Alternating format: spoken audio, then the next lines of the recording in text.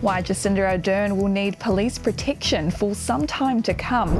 New PM Chris Hipkins rallies support from the Hutt, and experts reveal when the property market could turn around.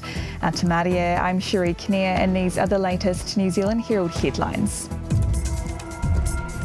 New research shows outgoing Prime Minister Jacinda Ardern received overwhelming abuse during her time in office and will see her need extended bodyguard protection. Auckland University researchers have analysed websites for posts mentioning Ardern and 6 unnamed politicians since 2019. A staggering 93% of hateful posts tracked in dark corners of the internet targeted Ardern. Abusive posts about other officials spiked when they talked about issues like COVID mandates, but Ardern's was consistent. At least 8 people have been charged with threatening to kill the Prime Minister during her term.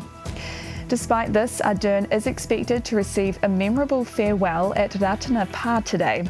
The Māori religious celebration held just south of Wanganui will be Ardern's last public appearance as Prime Minister. At Ardern's first Ratana in 2018, she asked Māori to hold her to account on a raft of issues, a pledge she repeated at Waitangi. Meanwhile, the people of Hutt Valley are throwing their support behind their soon-to-be Prime Minister. Chris Hipkins will be officially sworn in as Prime Minister tomorrow after being named the Labour Party's new leader on Sunday. He's been quick to emphasise his Hutt Valley roots in media appearances.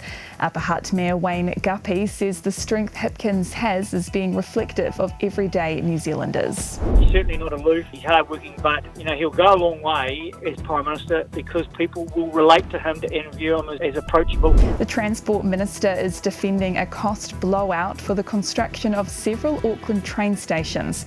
The government announced funding for 2 new stations between Papakura and Pukekohe in 2020, originally expected to cost $247 million. Another station has since been added at Drury West, and Kiwi Rail says the 3 stations will now cost $495 million. Michael Wood told the local Democracy Reporting Service the scope of the projects has been expanded to include park and rides, and the end goal providing better public transport services for Aucklanders. And the property market could turn around, but it probably won't happen until later this year. Latest analysis by CoreLogic shows the housing market ended the year with sales activity running at multi-decade lows and property values were still falling.